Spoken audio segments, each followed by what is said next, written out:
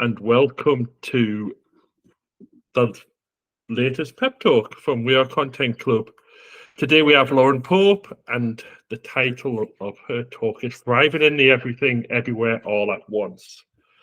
I'm going to do a reintroduction because I got told in firm terms not to say Lauren needs no introduction. So Lauren is an independent content strategist and content designer for charities, arts and cultural organisations. And I'm going to pass it over to you now, Lauren. Thanks, Rob. Thanks, Tom. Appreciate it. Right, I'm just going to share my screen and then we can get started. Okay. Could someone give me a thumbs up to let me know if you can see that? Perfect. Thank you. Great. So thank you very much for the introduction. Yeah, I'm going to talk about thriving in the everything, everywhere, all at once of content design. And by that, I mean how overwhelming it can be to work in this amazing, messy, complicated discipline. It's partly inspired by the amazing film of the same name, but it doesn't matter if you haven't seen it. If you have, there are a few little references just for you. And weirdly, I'm going to start off by saying this is not a pep talk. I'm not, it's an anti-pep talk in a way. I'm not here to tell you to grit your teeth, to work harder and to grind. This talk is really about doing less. It's a pragmatic, demotivational talk about why narrowing your focus could be the best thing you can do for yourself and for your career. I'm going to start by talking a little bit about the problem with content and why it is as messy and as everything everywhere as it is. And then I'm going to talk about the way I think we've reached a tipping point in the last few years. Then I'm going to move on to the practical part of it. I'm going to talk about a way forward, the model of control, influence, and concern. So let's get started. The problem with content. Working in content design is really, really, really hard. It can be completely overwhelming and it can make you feel like your head is going to explode at times. And the reason it's so overwhelming is because content is everything and it's everywhere. It's part of everything an organization does. It touches every last department, every last section of the website, every filing cabinet, every Slack channel and water cooler. So even the simplest content task can show that everything everywhere is broken. I've been working in content for 16 or 17 years now, I think. And it's been the same story for those 16 or 17 years. I started off working in a content farm, ask me about that later, and then kind of moved on to working in-house on quite a lot of product content. I was working for a price comparison site at the time. And there's one example from that job that really still sums up the everything everywhere-ness for me pretty perfectly. A product owner asked me to write a couple of lines and some button copy for one of our products, because they were going to start offering 2 routes for the last step of the process. And I thought, yeah, fine, that sounds easy enough. And I'm sure you know exactly what happened next. Yeah, of course, I was completely and utterly wrong. All these years later, it still holds the title for the hardest bit of copy I've ever had to write in all the things that I've done since then. Because the more I chatted to this stakeholder about what they needed, the more I felt like I was opening the lid on a Pandora's box of problems. It was an ethical minefield, but that was kind of being pushed to one side because conversion could significantly increase with this kind of second route and with this new copy. And we got some pretty tasty bonuses at that place, kind of based on profitability. I thought there was a potential compliance issue that could get us into a lot of trouble with our regulator, but there were no policies and there was nobody who really owned compliance and owned that kind of relationship. It could have been a really big reputation risk, but nobody had kind of brought brand or PR into the process. But I was working with them on a day-to-day basis, so I was thinking about them a lot. I was also working with the customer support team who were kind of on the phone with customers every day, and I knew that they used this process as part of their work too. But again, nobody was thinking about the implications for them. And on top of that, I was also looking at 3 other products. I was doing content marketing, social media, and I was helping with email marketing as well, because all these years ago, all of those things were part of a content job. They hadn't been broken out into separate roles yet. None of these things were content problems, but I seemed to be the only person that cared about them. It was just too much responsibility loaded up. And I'm sure lots of you have been in really similar situations to this. It happens all the time. We kind of start putting a thread, trying to work out how to fix a content problem, and everything comes unraveled. And a lot of the time, we really want to fix it all at once because we care. Content designers care deeply about doing our best for users, for colleagues, for the company that we work for. And, you know, we get stuck in, we wrangle stakeholders, we advocate for content to be invited in, we try and fight all the fires. And I absolutely love that about us. But I think it's actually a big problem. I think a lot of us have reached a tipping point where we don't want to keep trying to live up to our ultimate potential to be content design superheroes anymore. We just want to lie here. Over the last few years, I've seen a gradual shift, you know, till we've reached this tipping point. Less optimism, a lot more disillusionment. And I think at some point, for many of us, our work has stopped feeling doable.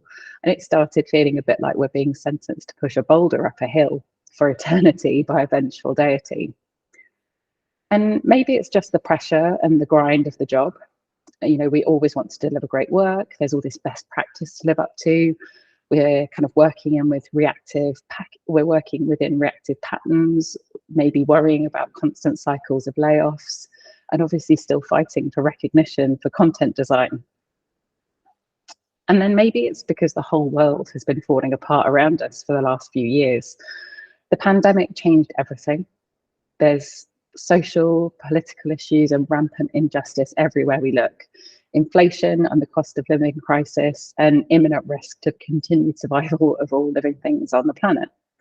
It's a lot. And just want to give a brief shout out for other people who are working for charities and non-profits, or who are creating content and services for marginalized people, because we've been facing what feels like this gigantic wave of desperation, need and suffering. And somehow we've got to stop that with content.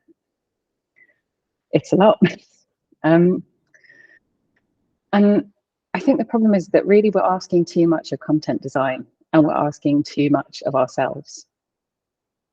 At the moment, we're loading ourselves and we're loading content design up with responsibility for too many things.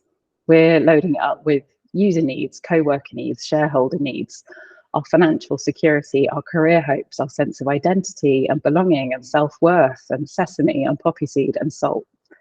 We're putting everything on the bagel. And when you really put everything on a bagel, it implodes.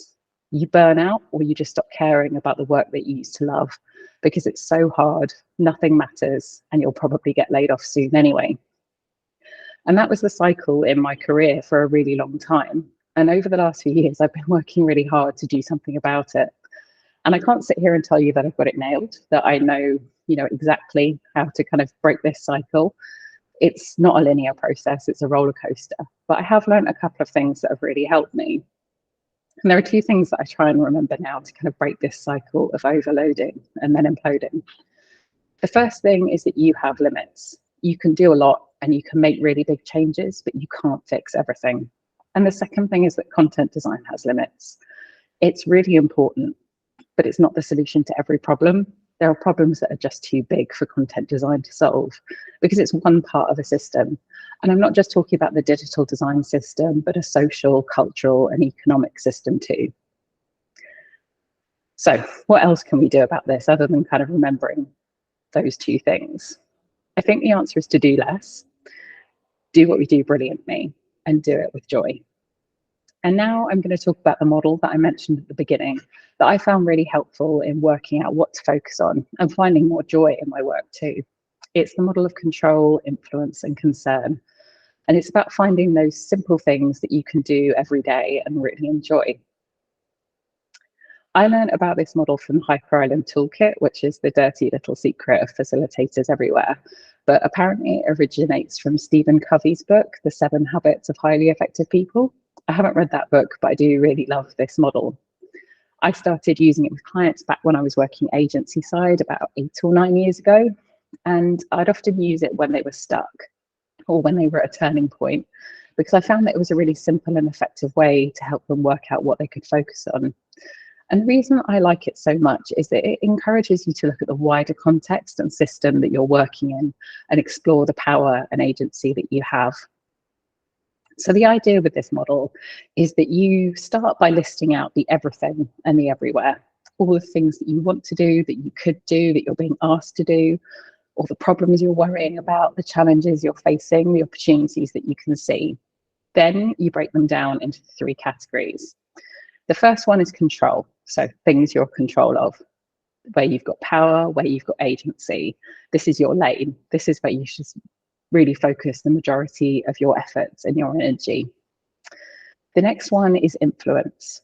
So this is where you have some power and some agency by using your influence, by working with other people. So these are the kind of things where you can make a case, have a conversation, collaborate with somebody else to make the change happen. And you should be spending a bit of your time here. And then the third one is concern. So the things that you're worrying about, but where you have no power, no agency, and you can't really do much at all about them. And these are the things that you need to try not to focus too much on at all, because there's not much point. Now I'm going to talk to you a bit more about each of those 3 circles, and we're going to do it in reverse order. So we're going to start with concern, the things that remind us that we're small and stupid and that we should be avoiding as much as we can. So this circle is for all the things that you can't control and that you can't influence. So when you look at that list of the everything and everywhere that you created, these are the kind of things that you should put into the circle. So the first one, other people's reactions, feelings, behavior towards you and your work, because you can't change that. In a similar vein, you should be putting people who willfully exclude you into this circle as well. And I really do, I use the word willfully with a lot of kind of intent behind it, because this isn't I'm not saying ignore people who kind of ignore content design by accident or because they don't understand it, but this is for the people who've made up their mind. You can't change them, so just kind of try and think about them as little as possible. I'd also put topics, projects, decisions that are bigger than you in here. So, if it's an overall policy in your organization, something that your grand boss decides where you can't have any impact on that decision, you need to try and avoid it. The other things are things like layoffs, because it's much bigger than you and it's rarely, if ever, personal. It's about factors that are outside of your control. Also politics, society, economy, the climate crisis, in terms of how they interact with your work, and anything that happened in the past as well. Expending effort and worry trying to affect change on these things can become toxic really, really fast, because it takes huge effort and you won't see any reward. So the goal is to try not to think about them. And if you're rolling your eyes at me, yeah, fair enough. It's really, really difficult to do this. It feels impossible. And I think, of course, you're not going to stop caring about these things. And that's not the goal, to stop caring about them. The goal is to give them less headspace. It's about stopping that pointless rumination on those topics, because that's what drags you into feeling hopeless, angry, even nihilistic. And I'm not encouraging you to try and stop changing the world if that's something that you're trying to do. Far from it. If there are things on your list in your circle of concern that you can't live with and that you want to play a part in changing, then I think that's great. And I'm there with you. But I think you can make it less painful for yourself by remembering that you're just one person and you don't have to be miserable just because the world around you is on fire. I have found the concept of joyful militancy really, really helpful in thinking about how I approach these things.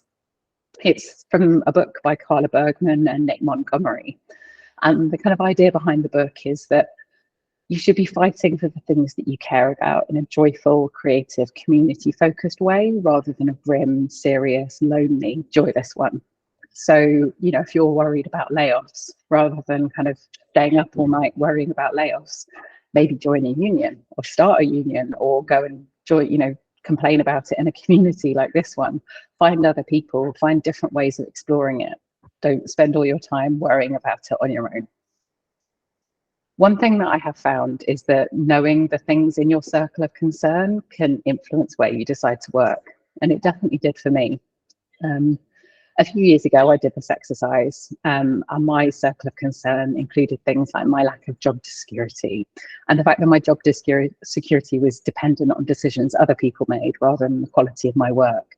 It also included climate change, austerity as a political policy in the UK, and the fact that the unwritten goal of all the work that I was doing was to make powerful, rich white men richer and more powerful. So I quit my job when I started my own business. And that moved a lot of the things that were out of control, you know, in my circle of concern into my circle of influence or control. And it made me a lot happier as a result. I'm not telling you to kind of quit your job and go freelance, just kind of flagging that if you start to look at these topics, sometimes it can make you think quite a lot about the work you're doing or whether that's really what you want to be doing. Next circle is influence. So this is the things where you can have an impact either with or through other people. It's about exploring the power of collective action. And as I said earlier on, this is kind of a circle where you should be spending some of your time. Finding your circle of influence can be a little bit tricky because it's not always clear what you can really influence. It can also depend a lot on how optimistic or pessimistic you're feeling on that day, as well as the scenario you're working in and the people that you're working with. Having said that, I think there are a few kind of questions that you can ask yourself to think about what fits into this circle. The first is kind of where, when, and how you can influence, and really kind of thinking about the opportunities that you have. You know, what are the meetings, the forums, the channels that you can use to show up for content design, to show up for the user, to show up for their peers? This could be in your organization by speaking up and showing up, or it could be outside it by writing, by speaking. And I really wish that more people wrote about the work that they were doing in content design. I love reading like people's week notes and, you know, their blog posts and case studies. So if you're not writing about your work, start. It really does have a big impact. And if you're doing this inside an organization, I really recommend Beth Dunn's book, Cultivating Content Design. It's the most amazing read on how to kind of influence within an organization. It's also really short, which I love as well. The next kind of question is who you can influence and what you know about them. I think stakeholder interviews are a criminally underrated piece of research. I think a lot of the time I end up knowing more about my clients' kind of colleagues than they do because I start every project with stakeholder interviews. So I think it's a great thing to do if you've got time to invest in doing that as a formal process, brilliant. But if it's, you have to go down it, you know, if you have to go down the route of doing it in a slightly more kind of lo-fi way, grabbing people for a coffee and asking them a few questions, do it. Because the more you can find out about what people need, what the opportunities they're working on, what challenges they're facing, the more you can use that to your advantage by showing them how content design can help them. Then the final question is, you know, who can you collaborate with? Because influence can also look like collaboration. And I think in many ways, this is the most exciting part for me, because it's about finding your allies. And it turns out that we're not the only people who care too much and want to make things better. Over the years, I found that researchers, people in customer support, service designers, even the legal team, they all care too much too, which means they're brilliant allies for content design. I'm particularly excited about service designers. I think they're an amazing ally for content designers because it's their job to look at everything that makes up a service. So those big, messy problems that you identify and want to solve as part of trying to fix content problems will probably fall under a service designer's remit. And I know not every organization is lucky enough to have a service designer on the team, but this is something where I've actually been it's been easier than I thought to persuade clients to bring in service designers to support on projects. So it's something that you might have some luck doing too. One big caveat with influence is that it's vital to remember that influence always has limits. Influence is an incredible skill to build if you want a career in content design, and particularly if you want to kind of move up the ranks, if you want to kind of manage teams, if you want to lead. But not everybody likes doing this, and if you don't like doing it, that's absolutely fine. You know, instead of going out forcing yourself to do something that you don't enjoy, you could find somebody who does like doing this, and you can throw your backing behind them and help them out. But the other thing I say is that you're not a failure if you can't win someone over. The odds are often stacked against you if you're fighting for the user, because at some point you're probably going to find out that what you think is the right thing to do for them doesn't align with the goal for your organization, which is probably going to be about driving profitability. So yeah, just You know, you can try your best, but it's not always going to work out. And if it doesn't work out, it's often not your fault and it's not a failure on your part. Now we're going to get to the good bit, the circle of control. Working in your circle of control is about finding out what you do best and just doing that as much as you possibly can. And another really great thing about the circle of control is that the things in this circle are probably the same kind of things where you can find flow. Flow is the work equivalent of a perfect domino run, or when the scissors start to glide when you're cutting wrapping paper. It's that deeply, deeply satisfying state where you're working on something and you're making amazing progress, but it just feels effortless and time moves differently and the hours fly by without you really noticing. I'm sure we've all experienced that, you know, with one thing or another. Maybe it's with a hobby rather than work, because it is quite hard to get into that flow state because there's a lot of things that can go wrong with it. There's a really big overlap between the signs that something is in your circle of control and the signs that you're going to be able to find flow in that work. The first kind of sign is that it's part of your role. You know, it's going to be much easier to find flow in something if it's actually part of your job description, because hopefully kind of everything you need, you're going to have the permission, you're going to have the remit to do what you need to do. The next thing is that it has to have the right level of challenge. This is a bit of a Goldilocks thing. The challenge can't be too easy and it can't be too hard. It needs to be challenging enough to motivate you, but not so challenging that it frightens you and makes you feel like it's impossible. But it also can't be too easy because you'll probably get bored and procrastinate. You have to have agency over the situation and the activity. And this is really important because if you feel like you're being micromanaged or that someone's going to come in and override your recommendations, you can end up in a really kind of what's the point state of mind, and that's not conducive to flow. You also need to believe in yourself.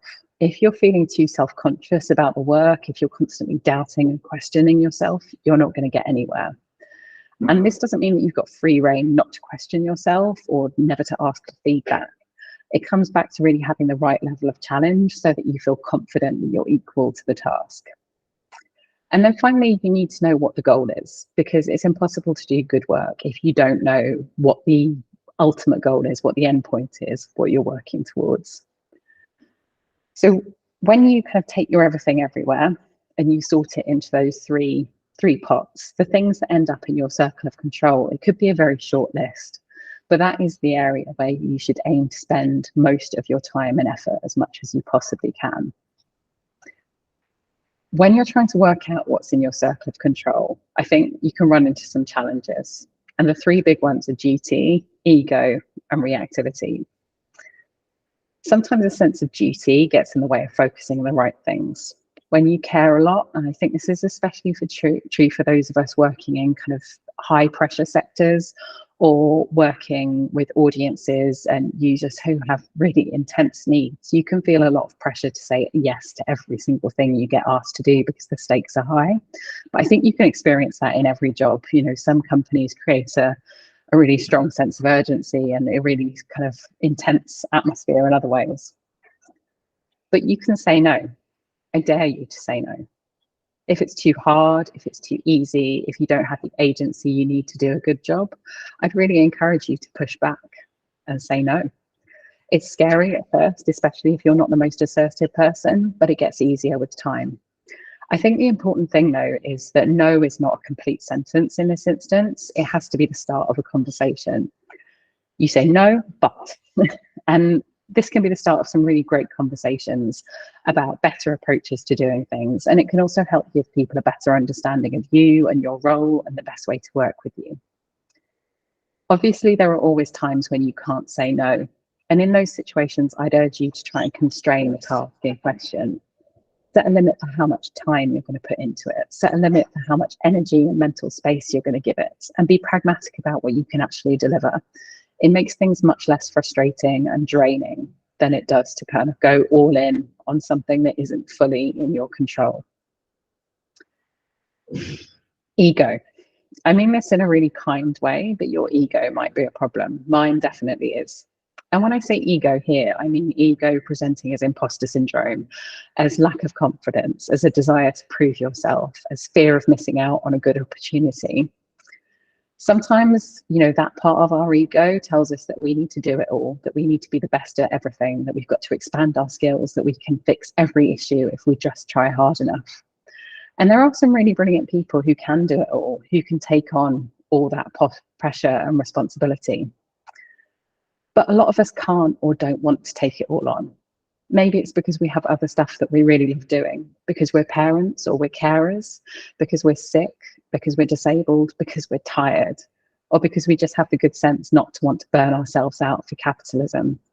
There is no shame in doing less. And I pause on that because I think a lot of people have a really strong gut reaction that, yeah, doing less is not for me. I can't do less, but you can definitely do less. Being really present, really focused, and really expert in something specific, no matter how small that thing might be, is something that you should take huge pride in.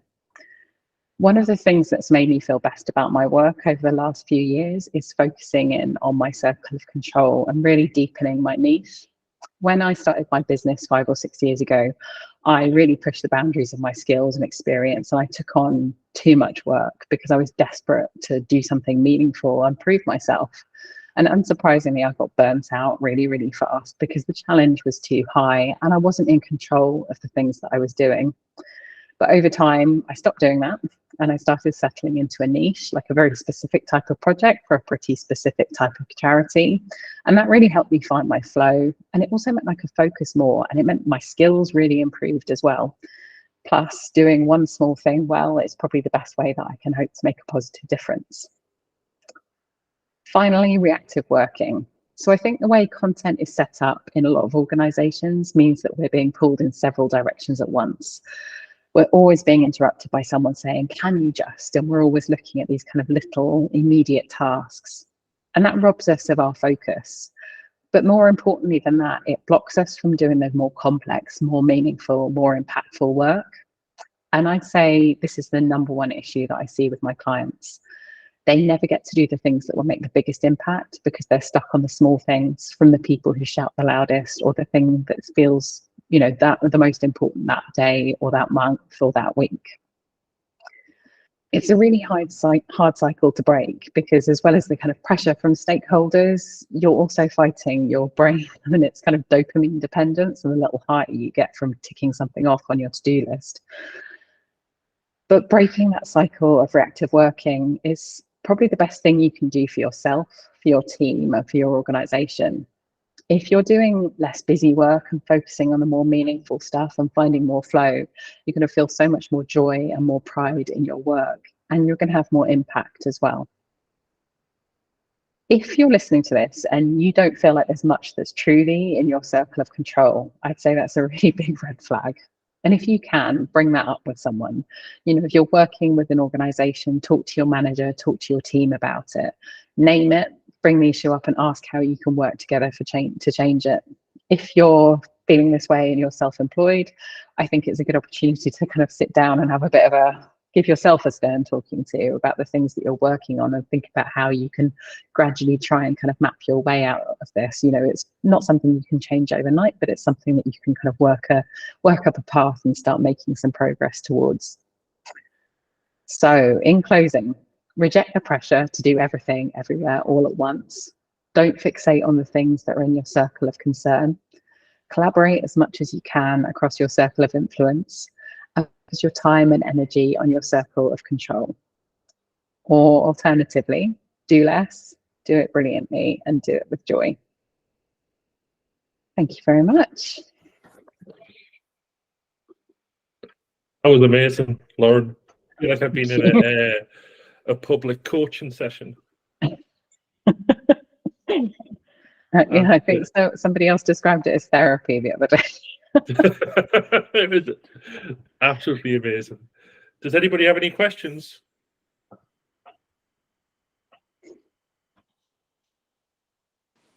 I'd like to know what those buttons were on the comparison website.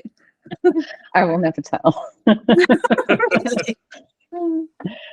Yeah, I think I probably shouldn't even have said that much. I'm probably still under an NDA. yeah, it was a really, really difficult thing to work on, because I felt very passionate about trying to do the right thing for the user, trying to make sure that they understood exactly what was happening, that we were kind of giving them the right data to make a decision. And I don't want to kind of cast my product colleagues as, you know, being kind of the complete opposite as that, and, you know, kind of being ogres, because that wasn't the case at all. But obviously their kind of main focus was on how can we drive as much profitability as possible, and how can we help people convert as much as possible as well. And it was really tough feeling like I was the only person there kind of representing the user and trying to kind of be on their side, definitely. Yeah, thank you. Jeremy? Not a question, just a bit of fanboying. I just wanted to say that reading your blog was genuinely changed my life, which sounds like hyperbole, but it changed my relationship with my job. And it's something that you start practicing what you've just described, and you get better and better at it. And I feel like I'm sort of on that journey, so I'm grateful for that. Oh, wow. Thank you so much, Jeremy. That's really amazing to hear. I feel a bit overwhelmed, actually. Sorry. No, it's like the best possible way to be overwhelmed. And yeah, I'm just so happy to hear that it is helping, and it's something you've been able to put into practice.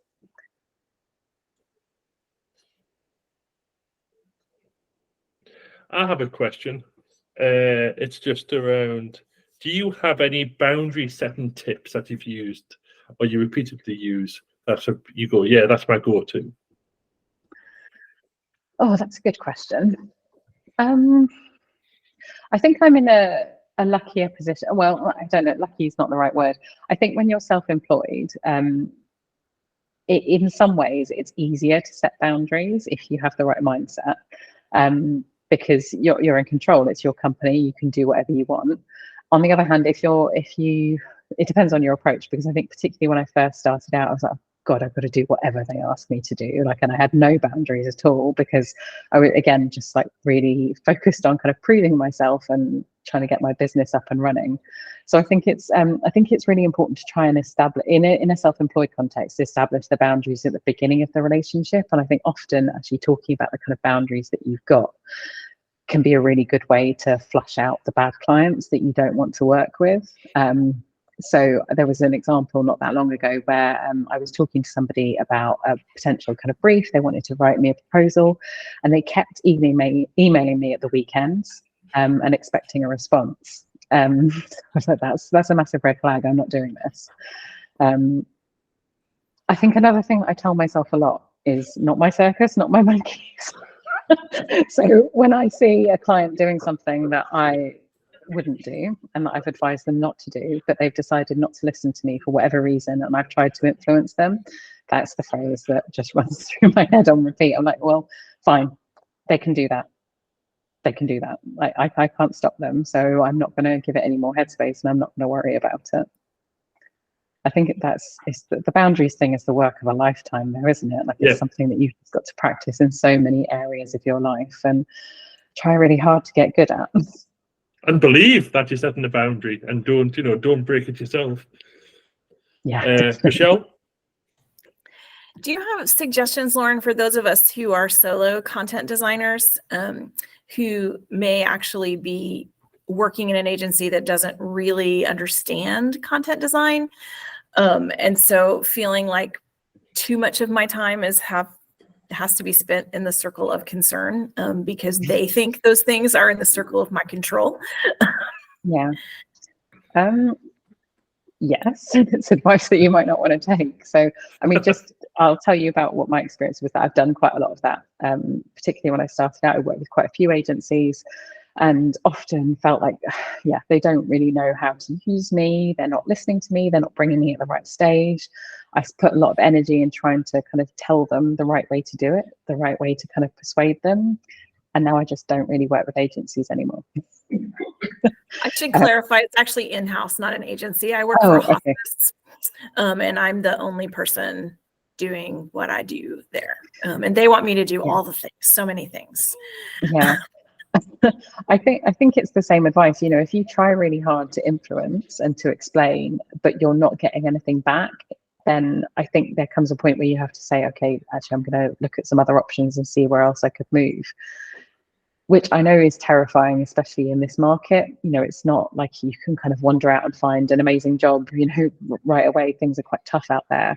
But I think sometimes it can save your sanity knowing, okay, right, I'm going to spend the next 6 months kind of fixing up my resume, looking for opportunities, contacting people that I've worked with in the past and trying to find a route out.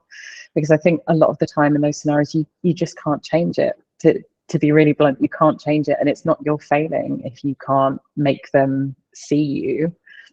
And yeah, having been in that scenario of working so hard to try and make people kind of want to work with me, want to use my skills, and feel like, well, is there something wrong with me? Am I not good at what I'm doing? Am I not doing enough to kind of influence it? It really wore me down. So I tend to be kind of quite, what's the word? Gung-ho about advising people to quit their jobs and do other things. Erin? Thank you.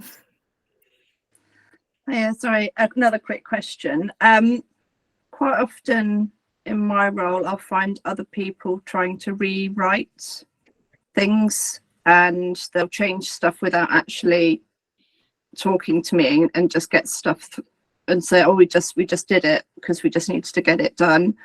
Or on the flip side, I get asked to do something and you're asking for information because you haven't got enough brief and background to it, but the people are too busy to give you that information as well. So I kind of find either get sometimes cut out completely, or we just did it because it was just a quick thing, or I don't get enough information sometimes. So how do you kind of? So on the first point, so people changing things, where are people changing it? Like, how does that actually happen? In what kind of format? Sort of in tickets, so they'll just go in and they'll just say, we just changed that because someone said that needed changing. We just put it in and it just went through into development. So I just get by completely. So, I mean, I see a slightly different context. I see that quite a lot with or I used to see that quite a lot with people going in and changing copy that I'd written in documents and things like that. Now I don't give anybody edit access to anything. They're allowed to comment, but they're not allowed to edit. So if there's a way you can do that in your ticketing system, I'd really advise it. Just don't give them the option. It transforms everything. It's such a simple and like quite aggressive change, but it's incredible.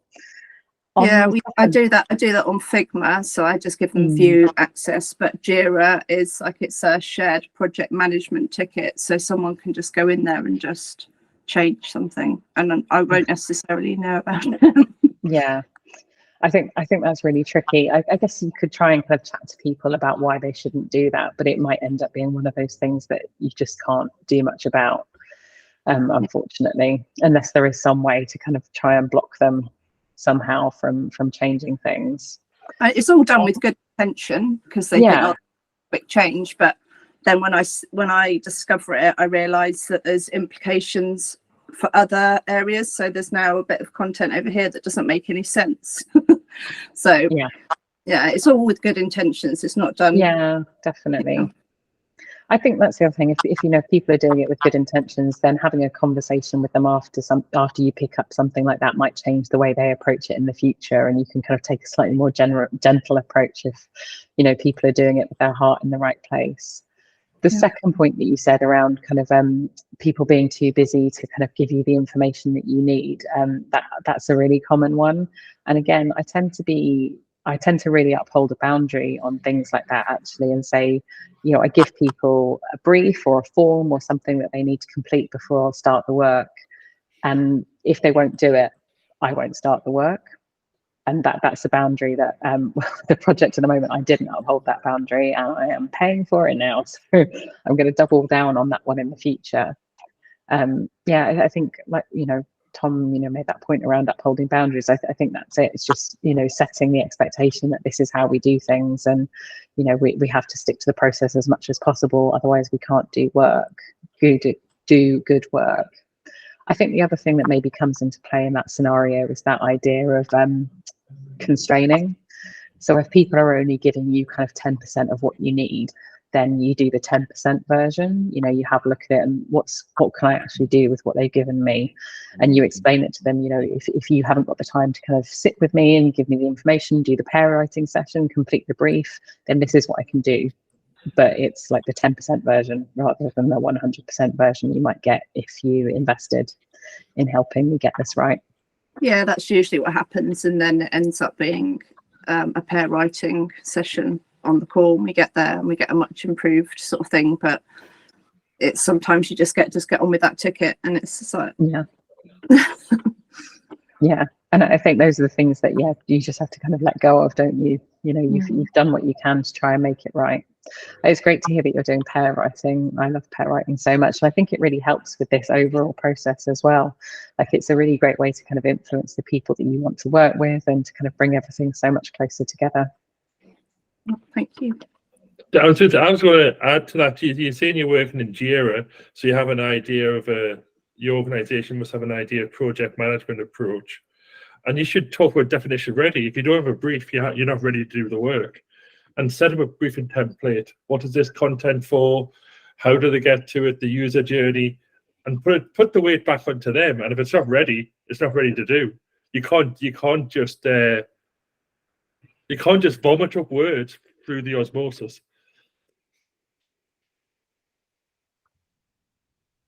Is there anybody else? Any comments? Any questions? Emma.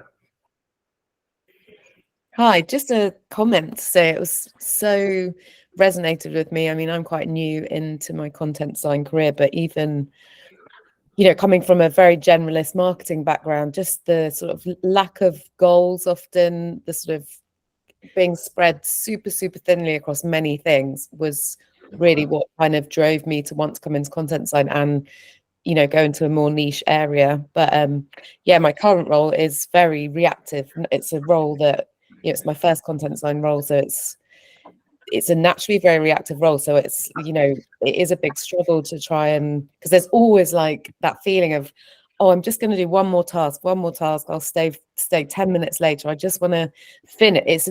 You'll never finish everything. So I've really got to be strict with myself and sort of time block very quickly to kind of actually make time for other things. Otherwise it's like continually doing approvals or sorting out problems or fixing things.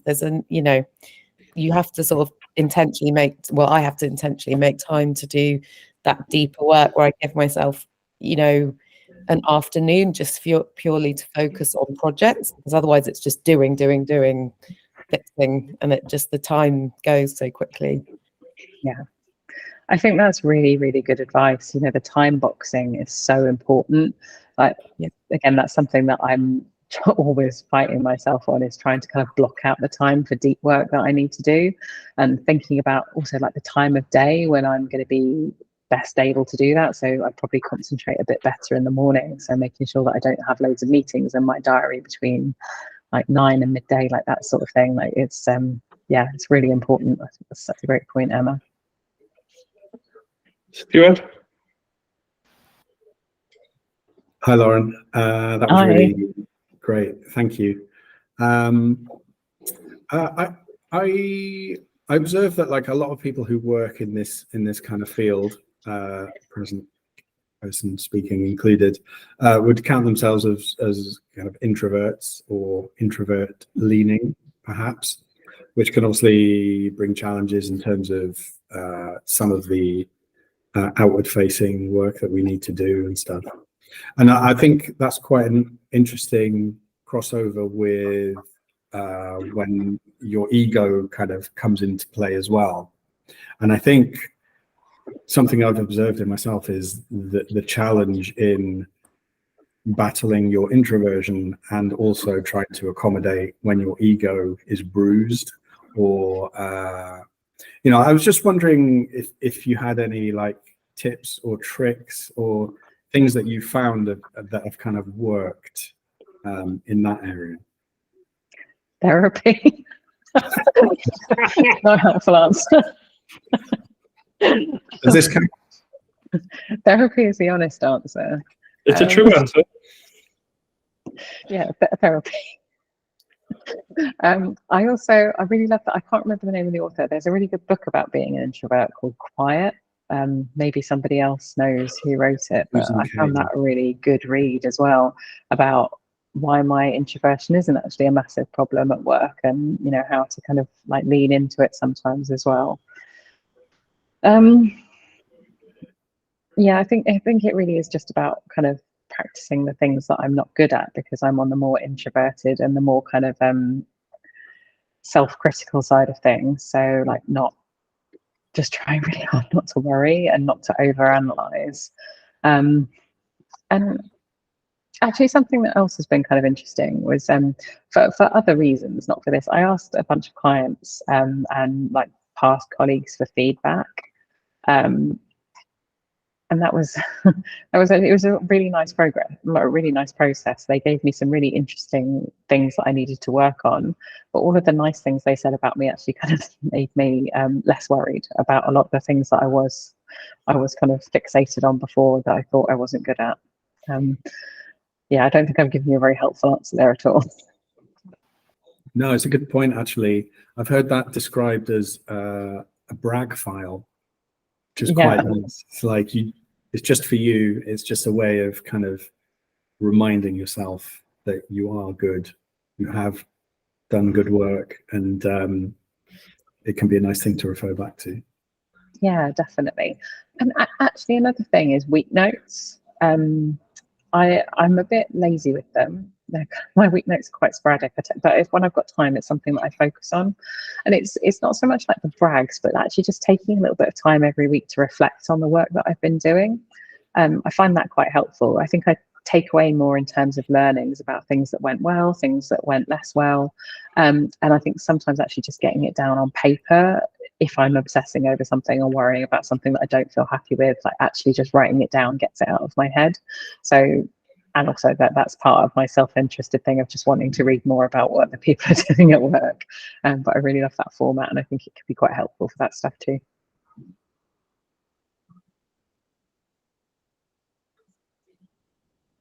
Any more for any more?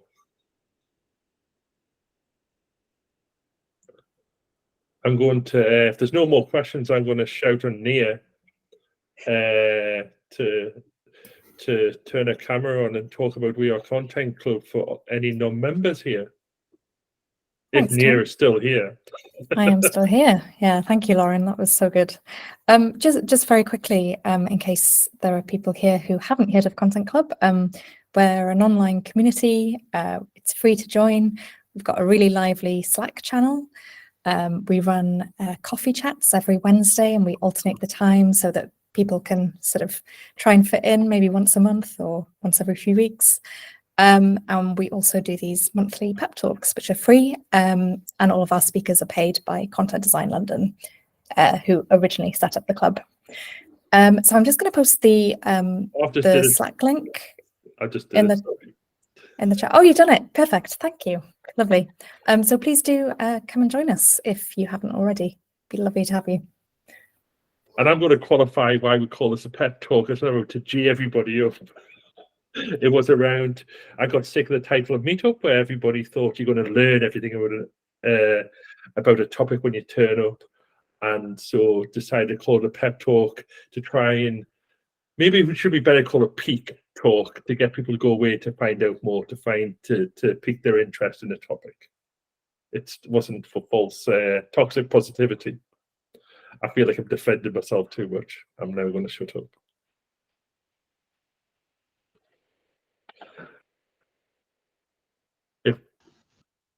If that's it, we can say goodbye to everybody. Have a great evening. Enjoy your teas. And we'll see you next time. Bye. Thank you. Thanks so much, Lauren. Thanks. Thank you all so much for the lovely questions. Thanks, Lauren. It was really helpful.